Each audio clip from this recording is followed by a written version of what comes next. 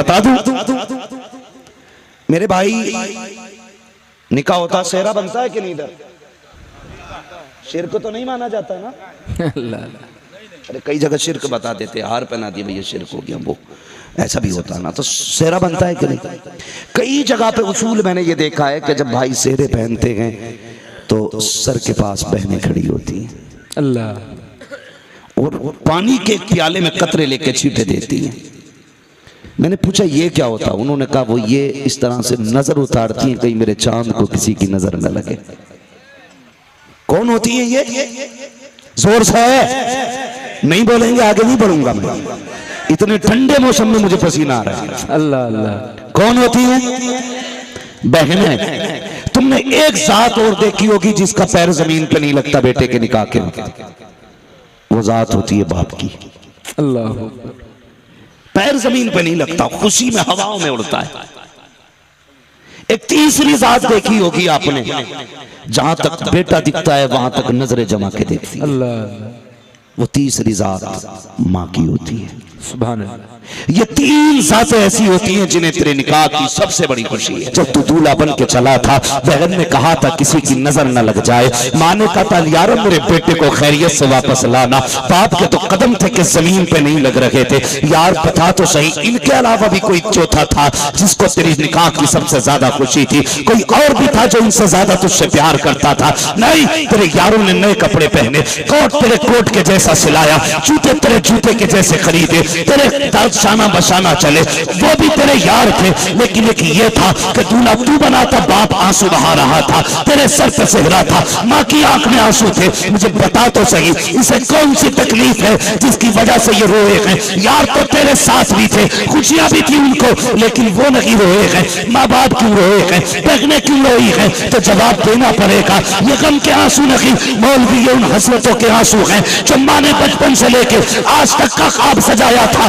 بیٹا جوان ہوگا تو دولہا بنے گا، سہرا دیکھوں گی، آج خدا نے وہ دن دکھایا ہے، اس لیے خوشی کے آنسو آ گئے، باپ کی حسرتوں کا یہ تمنا پوری ہوئی ہے، اس لیے باپ بھی رو دیا ہے۔ مگر ایک بات تو بتا پیارے، جب تو گیا تھا تجھے یہ پیارے تھے، تو ان کو پیارا تھا، جب پلٹ کے آیا شادی کی ایک رات کیا گزری ہے، تجھے کس کی نظر لگ گئی؟ تیرا چہرہ باپ سے پھر گیا، تجھے کس کی نظر لگ گئی؟ تیرے رشتے ماں سے ٹوٹ گئے، تجھے کس کی نظر کھا گئی؟ تیرے تعلقات بہن سے ختم ہو گئے۔ اگر تجھے مصطفیٰ سے پیار ہے، اگر تجھے خدا سے پیار ہے، اور یار یاد رکھ یہ یار ساتھ چھوڑ دیں گے، ماں باپ ساتھ نہیں چھوڑیں گے۔ نکاح کے بعد جب بیوی گھر میں آئے تو یاد رکھنا یہ تیری پہلی رات کی ساتھی ہے، انہوں نے 22 سال سینے سے لگا کے پالا ہے۔ جب پہلی رات میں تو محبت بھرا پیغام دے، اپنی طرف سے گفٹ دے، اس سے پہلے یہ کہہ دینا یاد رکھ میرے ماں باپ میری جنت ہے اور میں تیری جنت ہوں، اگر اپنی جنت کو بچانا چاہتی ہے تو میری جنت کی قدر کرنا، اور میری جنت کی قدر یہ ہے کہ مجھے میرے ماں باپ سے جدا مت کرنا۔ اگر یہ روٹ جائیں گے تو خدا بھی روٹ جائے گا، مصطفیٰ بھی روٹ جائے گا۔ بے شک بس میں سمجھانا چاہتا ہوں ماں باپ کیا ہے، عزت کریں، ان کی قدر کریں، صرف بیوی کے کہنے میں آ کر کے ماں باپ کو الگ نہ کرنا، دور مت ہونا ان سے۔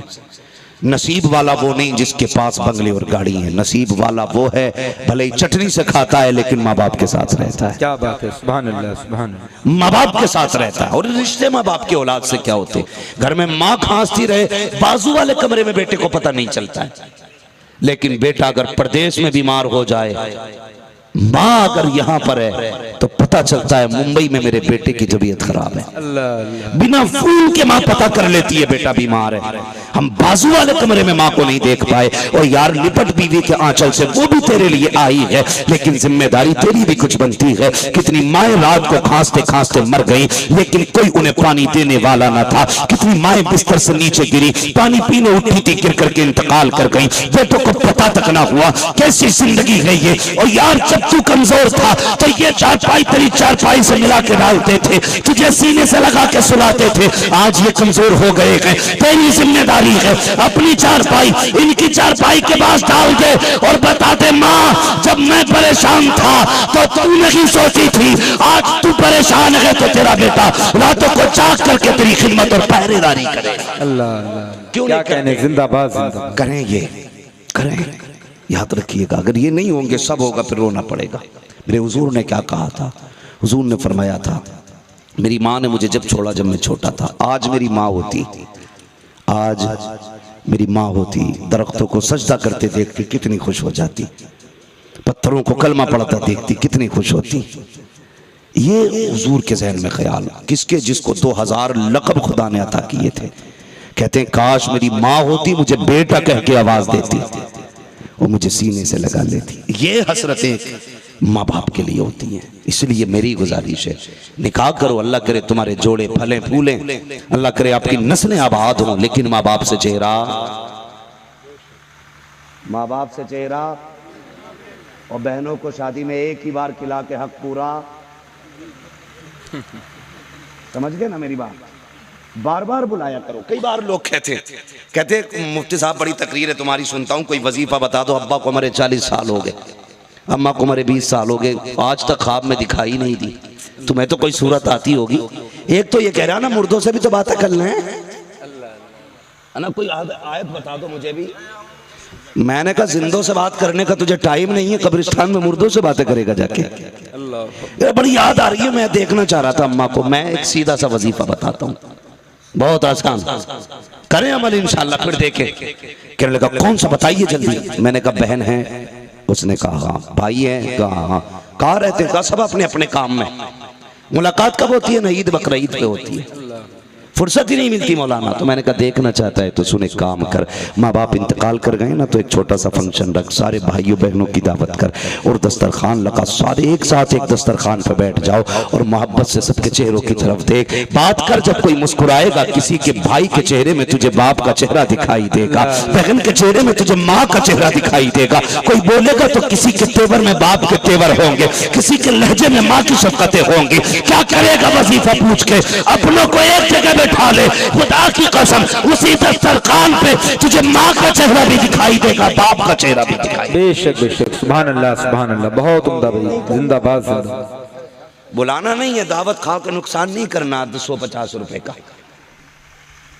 یاد رکھیے گا جب اپنوں کی دعائیں ہوتی ہیں نا تو پھر اللہ بے شمار مصیبتوں سے محفوظ فرما دیتا ہے, بے شک محفوظ فرما دیتا ہے. تو اپنے رشتے اللہ رسول سے جوڑیں. جیسے آج محفل سجی ہے نا نکاح میں, اللہ کرے ہر نکاح میں یوں ہی محفل سجتی رہے. ان نوجوانوں سمجھاؤ, بدلو اپنے آپ کو. یہ بچے بتائیے, ان چھوٹے چھوٹے بچوں کو بستر پہ ہونا چاہیے تھا مگر بیٹھے ہوئے ہیں, خدا کی قسم. کئی بار لوگوں نے, ایک بار نقی صاحب ایک صاحب کہہ رہے تھے نا, سنیں ذرا بھائی, وہ کہہ رہے تھے بولے اگر ڈی جے کی پارٹی ہوتی بھیڑ اس سے زیادہ ہوتی. میں چیلنج کے ساتھ کہتا ہوں تمہاری بستی میں کبھی بھی اگر ڈانس کی پارٹی ہو نا تو اتنی بھیڑ دکھا دینا جتنی حضور کے محفل میں بھیڑ آئی. بے شک بے شک, سبحان اللہ سبحان اللہ, چیلنج ہے میرا اس بستی کے لیے. بے شک بے شک, اتنی بھیڑ دکھا دینا جتنی حضور کی محفل میں آئی ہے. یہ بھیڑ بتا رہی ہے قسم خدا کی, کل بھی حضور کے چاہنے والے زیادہ تھے, بے شک, آج بھی حضور کے چاہنے والے زیادہ ہیں. ناچ گانے والوں تمہیں تماشے مبارک ہو, ہمیں مدینے والے مصطفیٰ کی باتیں مبارک. بے شک, سبحان اللہ. نعرہ تکبیر, نعرہ رسالت, جشن عظمت والدین, اصلاح معاشرہ کانفرنس, آمد حضور سعید ملت, فیضان بلگرام شریف. سبحان اللہ, زندہ باد. بس حضور سے امید ہے انشاءاللہ بدلیں گے, بدلیں گے. ہاں وہ کہا تھا بہت پہلے کہ حکم قرآن اگر ہم نے بلایا ہوتا, یہ زمانہ نہ زمانے نے دکھایا ہوتا. ہاں تو ہمیں حضور کا ہونا کہ کائنات ہماری ہوگی, کائنات ہماری ہوگی. اور اپنا تو اصول ہی یہ ہے کہ حشر تک ڈالیں گے ہم پیدائش مولا کی دھوم. دم میں جب تک دم ہے ذکر ان کا سناتے جائیں, ذکر ان کا, ذکر ان کا سناتے جائیں گے. سنا گیا آپ ہر عاشق کے گھر تشریف لاتے ہیں, میرے گھر میں بھی ہو جائے چراغاں, یا رسول, چراغاں یا رسول اللہ. وَأَمَّا بِنِعْمَةِ رَبِّكَ فَحَدِّثْ, اپنے رب کی نعمتوں کا خوب خوب تذکرہ کرو. اللہ کی نعمت رحمت ہم پہ سب پر برس رہی ہے. اللہ اپنے فضل سے ہم کو مصطفیٰ کا سچا عاشق بنائے.